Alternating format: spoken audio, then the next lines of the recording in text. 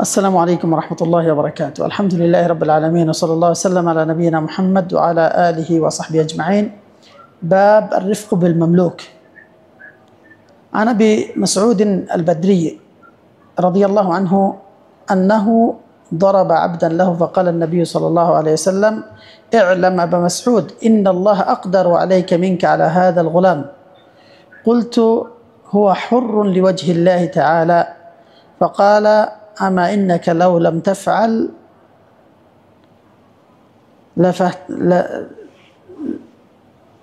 لفحتك النار، أو أما إنك لو لم تفعل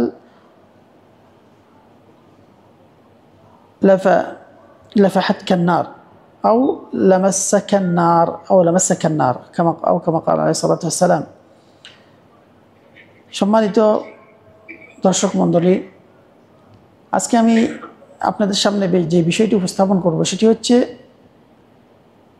অধীনস্থ দাসীর প্রতি, কর্মচারীদের প্রতি সদয় আচরণ করার অনুচ্ছেদ বা এই বিষয়ে আমরা সংক্ষিপ্ত আলোচনা উপস্থাপন করব। সেটি হচ্ছে একটি হাদিস আপনাদের সামনে পাঠ করা হলো। সেটি হচ্ছে রাসূলুল্লাহ সাল্লাল্লাহু আলাইহি সাল্লামের একজন সাহাবী আবু মাসউদ। তিনি বললেন, আমি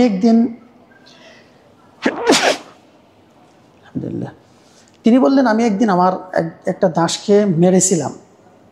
রাসূলুল্লাহ সাল্লাল্লাহু আলাইহি সাল্লাম দেখেছিলেন এবং আমাকে বলছেন, ইয়া আবু মাসউদ, হে আবু মাসউদ, জেনে রাখো আল্লাহ সুবহানাহু ওয়া তাআলা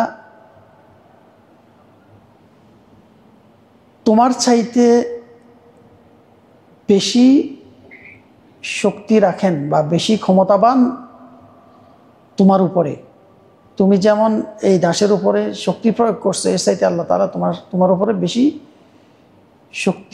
শক্তিবান, তিনি ক্ষমতাবান। এই কথা শুনে সাহাবী বললেন, আমি ভয় পেয়ে গেলাম। যখন রাসূলুল্লাহ সাল্লাল্লাহু আলাইহি সাল্লামের সাহাবী তার দাসকে মারধর করছিল, রাসূলুল্লাহ সাল্লাল্লাহু আলাইহি সাল্লাম দেখে তাকে সতর্ক করলেন এই বলে শুধু যে, আল্লাহ তোমার চেয়ে এই দাসীদের উপরে যেমন তুমি ক্ষমতাবান, আল্লাহ তোমার উপরে তার চেয়ে বেশি ক্ষমতাবান।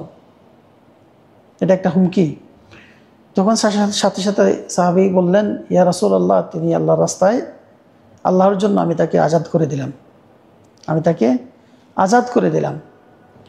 তখন রাসূলুল্লাহ সাল্লাল্লাহু আলাইহি সাল্লাম বলছেন, যদি তুমি তা না করতে তাহলে তোমাকে জাহান্নামের আগুন স্পর্শ করত, তুমি জাহান্নামের আগুনে জ্বলতে,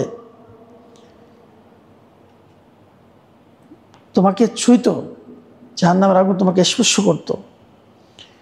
আর এই হাদিসের মধ্যে দাসী বা অধীনস্থ কর্মচারীদের প্রতি সদয় আচরণ করা, বিনয় হওয়ার প্রতি আহ্বান করে এবং তাদের প্রতি রাগ ক্রোধ যেন আমরা প্রয়োগ না করি, ধৈর্য ধারণ করি। এটাতে অনেক কল্যাণ রয়েছে। এদিকে আমাদেরকে এই হাদিস উৎসাহিত করে আমরা যেন দাসীদের প্রতি বা অধীনস্থদের প্রতি, কর্মকর্তাদের প্রতি যেন আমরা আমাদের লাঠির জোর বা আমাদের ক্ষমতা যেন প্রয়োগ না করি। আর যে ব্যক্তি তার দায়িত্বহীনতা কাজ করে বা দায়িত্ব পাওয়ার পরে সেটাকে অপব্যবহার করে, সেটা তার জন্য পাপের কারণ হয়ে দাঁড়াবে এবং সেটা কবিরা গুনাহ। কারণ এই আবু মাসউদ রাদিয়াল্লাহু আনহু তিনি তার দাসীকে মারছিলেন এবং মারার কারণ রাসূলুল্লাহ সাল্লাল্লাহু আলাইহি ওয়াসাল্লাম তাকে হুমকিটা দিলেন এবং আল্লাহর ভয় তাকে স্মরণ করিয়ে দিলেন। তো যদি তিনি ওই দাসীকে ওই দিন মুক্ত না করত তাহলে তার জন্য জাহান্নামের আগুন অপেক্ষা করছিল। এটা আমাদের পরবর্তী যারা আল্লাহ তাআলা আমাদেরকে দায়িত্বশীল করলেন, আমাদের অধীনস্থ যারা আছেন তাদের প্রতি যদি জুলুম নির্যাতন করি তাদের জন্য একটা হুমকি। অতএব আসুন আমরা আমাদের অধীনস্থদের প্রতি সদয় আচরণ করি, তাদের প্রতি ইহসান করি, তাদের সাথে ক্ষমতার জোর আমরা প্রয়োগ না করি, বরং তাদেরকে আমরা মায়া মমতা দিয়ে ধৈর্যের সাথে তাদের ভুল ত্রুটিগুলো আমরা গ্রহণ করার চেষ্টা করি। আল্লাহ তাআলা আমাদের সেই তৌফিক ইনায়াত করেন। আমাদের সবল যারা তারা যেন দুর্বলদের প্রতি ক্ষমতার প্রয়োগ না করে সেই তৌফিক আল্লাহ আমাদেরকে দান করেন, এবং যারা দুর্বল তারা যেন যাদের অধীনস্থ হয়ে আছেন তাদের থেকে যেন সুআচরণ সদাচরণ পায়, সেই তৌফিক আল্লাহ প্রত্যেকে দান করেন। হাদা ওয়া সাল্লাল্লাহু ওয়া সাল্লাম আলা নবিয়িনা মুহাম্মদ ওয়া আলা আলিহি ওয়া সাহবিহি আজমাইন। জাযাকুমুল্লাহু খাইর। আসসালামু আলাইকুম ওয়া রাহমাতুল্লাহি ওয়া বারাকাতুহু।